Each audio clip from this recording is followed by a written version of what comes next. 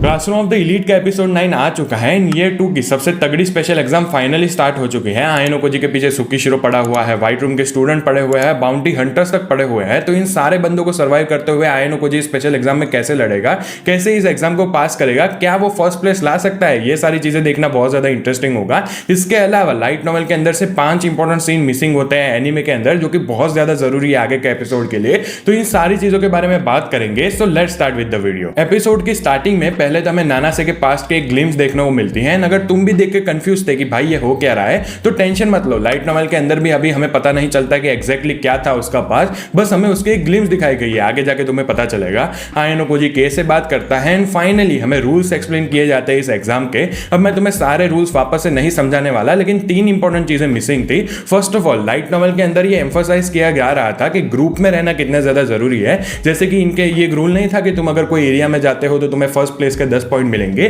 तो ऐसे अगर तुम एक ग्रुप में हो ना तो तुम मैक्सिमम 13 पॉइंट्स ला सकते हो, जबकि अगर तुम सोलो ट्रैवल कर रहे हो, बेसिकली अकेले बंदे हो, तो तुम मैक्सिमम 11 पॉइंट्स ही ले सकते हो। एंड एक इंपॉर्टेंट चीज तो एनीमे ने मिस ही कर दी, मतलब दिखाई नहीं, वो थी कि इनको पहले 5000 के पॉइंट्स दिए गए थे कि इन 5000 में से तुम्हें सारी चीजें खरीदनी है, जैसे कि टेंट हो गया, पानी हो गया। तो अगर तुम अकेले बंदे हो तो तुम्हारे पास सिर्फ 5000 होंगे। एंड जो भी टेंट तुमने लिया है, खाना लिया है, वो सारी चीजें तुम्हें खुद ही कैरी करनी पड़ेगी। लेकिन अगर तुम्हारा 3 बंदों का ग्रुप है तो फर्स्ट ऑफ ऑल तुम्हें 15000 मिलेंगे एंड ग्रुप लीडर को 2500 पॉइंट और ऊपर से मिलेंगे। इसके अलावा तुम मल्टी% टेंट ले सकते हो, खाना और ज्यादा ले सकते हो एंड अच्छे से उसको बांट सकते हो एंड तुम्हारे ऊपर इतना ज्यादा लोड भी नहीं आएगा। तो ये यही दिखा रहा होता है कि जैसे कि कोएनजी, होरिकिता, आयनो जी, ये सारे जो सोलो ट्रैवल कर रहे हैं ना, वो कितने ज्यादा रिस्क में है। अभी डे 1 फाइनली स्टार्ट होता है इनके एग्जाम का एंड अपने आयनो जी भाई साहब शांति से खड़े हुए होते हैं, क्योंकि उसको पता था कि जो फर्स्ट ईयर वाले स्टूडेंट पहले निकले हैं वही जगह पे चले जाएंगे पहले, तो जल्दी करके कोई फायदा नहीं है। होरिकिता उसको मिलती है, उसको इबुकी भी मिलती है, जो कि फिर से होरिकिता को चैलेंज देती है। एंड मेरी आंखें तो ऑब्वियसली कोएनजी को ही हमेशा देख रही थी।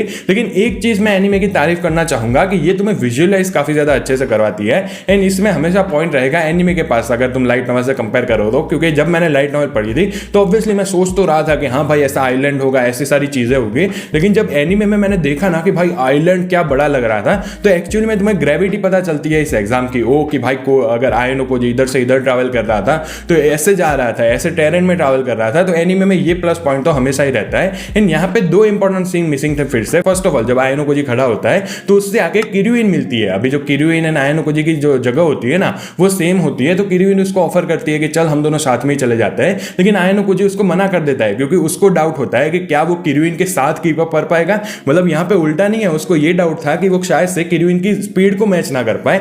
मतलब ऑब्वियसली किरुइन तो अलग ही लेवल पे ऊपर है। आयनो जी एक्चुअली में नागुमो का वेट कर रहा होता है, उसको देखना था कि नागुमो क्या कर रहा है, वो 3rd ईयर के जो स्टूडेंट है उनको कैसे गाइड कर रहा है, लेकिन अल्टीमेटली उसको नागुमो देखने को नहीं मिलता है, वो उधर से चला जाता है। उसके बाद आयनो जी चलना स्टार्ट करता है, काफी सारे लोगों से मिलता है, अपने दोस्तों से भी मिलता है, मन में सोचता है कि मैं इनके साथ नहीं चल सकता क्योंकि ये मुझे बहुत ज्यादा स्लो डाउन कर देंगे। उसके बाद एक सीन मिसिंग होता है जहां पे आयनो जी अपने टैबलेट के अंदर काफी सारे टास्क के ऊपर देख रहा होता है एंड देन फाइनली डिसाइड करता है एक टास्क के ऊपर जाने की, जो कि होशिनोमिया वाला टास्क होता है। जैसे हम एनीमे में देखते हैं वो काफी ज्यादा लेट हो जाता है उधर, क्योंकि यहाँ पे एक 120 मिनट की टाइम लिमिट होती है, अगर स्लॉट्स फिल हो जाता है तो तुम उधर कुछ नहीं कर सकते। अपना आयनो जी फिर होशिनोमिया से बात करता है, मतलब वो क्या बात करता है, होशिनोमिया ही उसको पकड़ के रखती है। अगर तुम्हें देख के समझ में नहीं आया तो होशिनोमिया बेसिकली यही चाहती है कि आयनो जी उनकी क्लास में ट्रांसफर कर जाए, क्योंकि उसको तो ऐसा लगता है कि आयनो जी कोई भगवान है, अगर वो उनकी क्लास में आ गया तो वो तुरंत ही क्लास ए में चले जाएंगे। एंड वो पूरी गलत भी नहीं है। यहाँ पे काफी सारे सीन मिसिंग होता है लाइट नॉवल के अंदर से, जैसे कि होशिनोमिया उसको कहती है कि तूने मैथ टेस्ट में 100 आउट ऑफ 100 कैसे ला दिए,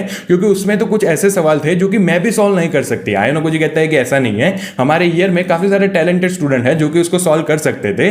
तो अपनी होशिनोमिया उसको जवाब में ये भी कहती है कि हाँ होंगे, लेकिन वो क्लास ए या फिर क्लास बी वाले स्टूडेंट होंगे एंड तू तो क्लास डी के अंदर है। इसके अलावा आयनो जी उसके बाद उधर से चला जाता है एंड काफी सारे दूसरे टास्क एरिया के ऊपर भी जाता है, लेकिन वो भी सारे फेल होकर रखे होते हैं। तो वो फाइनली डिसाइड करता है कि मैं एक टेंट बांध लेता हूं एंड देन ही उधर उसको नाना से देखने को मिलती है। लाइट नॉवल के अंदर आयनो जी हाइजीन के ऊपर भी ज्यादा एम्फोसिस दे रहा होता है। वो प्लास्टिक कप से पानी पी रहा होता है, डायरेक्टली बॉटल से नहीं पी रहा होता है, क्योंकि उसको ऐसा लगता है कि वो बीमार पड़ सकता है। इसके अलावा वो खाने के बारे में भी वरीड होता है, क्योंकि इनके पास जो फूड सप्लाई था वो लिमिटेड था, तो उसको पता था कि उसको टास्क करने ही पड़ेंगे, लेकिन टास्क के अंदर कंपटीशन इतना था कि वो जल्दी नहीं पहुंच पा रहा था। इसके अलावा जब रात होती है तो वो सुकीशिरो के बारे में भी सोचता है, वैसे नहीं सोचता, वो मन में यही सोचता है कि सुकीशिरो उसको कभी भी अटैक कर सकता है। कोई ऐसे एरिया में जहां पे सिग्नल ठीक से ना आ रहा हो उसको घेर लें भाई, उसको ही पीट दे, तो इसकी वजह से आयनो जी को बहुत ज्यादा बच के रहना पड़ेगा। उसके बाद अगला दिन होता है, आयनो जी फिर से ट्रैवल करना स्टार्ट कर देता है, टास्क करना स्टार्ट कर देता है, लेकिन यहाँ पे फिर से हमें ग्रुप की इंपॉर्टेंस प्रॉब्लम्स देखने को मिलती है, क्योंकि आयन ओकोजी के जो आजू बाजू में बेसिकली नजदीक जो टास्क थे ना,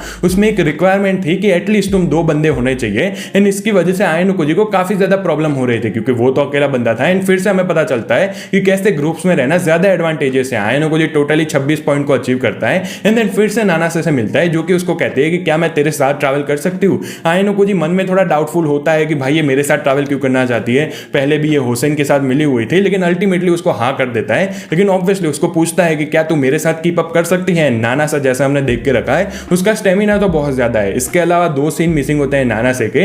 पहले तो नानासे उसको एक्चुअल रीजन भी समझाती है कि जो हुसैन एंड आमासावा थे ना, वो अपनी अपनी जगह क्यों गए थे, क्योंकि उन दोनों के बीच में झगड़ा हो गया था कि इनको क्या करना चाहिए। तो अल्टीमेटली वो यही डिसाइड करता है कि तुम उधर जाओ, मैं उधर जाती हूँ, ऐसे करके हम पॉइंट्स कमाते हैं। इसके अलावा नानासे उसको ये भी एश्योरिटी देती है कि अगर हम कोई एरिया पे जा रहे हैं तो उधर पहले मैं तुझे एंटर करने दूंगी, जब तेरे पॉइंट्स काउंट होंगे देन ही उधर आऊंगी। एंड अगर हम कोई टास्क के ऊपर जा रहे हैं, उधर एक सीट खाली है, तो वो मैं सीट भी तुझे दे दूंगी। अभी ऐसे ऑफर सुन के आयन ओकोजी को ऐसा लगता है कि ठीक है चलो इसके साथ में ले लेते हैं। एंड यहीं पे ही ये वाला एपिसोड एंड हो जाता है। एपिसोड ने ईयर 2 वॉल्यूम 3 के चैप्टर 3 तक कवर किया है। चैप्टर 3 का एक जो स्टार्टिंग का पैसेज होता है बस उसको कवर किया है। एंड मेरे हिसाब से ये एपिसोड काफी ज्यादा अच्छा था। मतलब पिछले के कुछ एपिसोड है ना, मैं सच बोलूं तो मुझे देख के भी थोड़ा बोरिंग लग रहा था कि भाई क्या सिर्फ बातें चल रही है।